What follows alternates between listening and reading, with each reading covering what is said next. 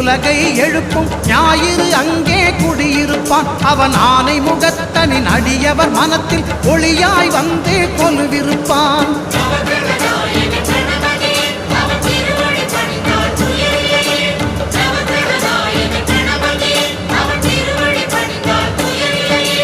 ஒன்பது கோளும் ஒன்றாய் காண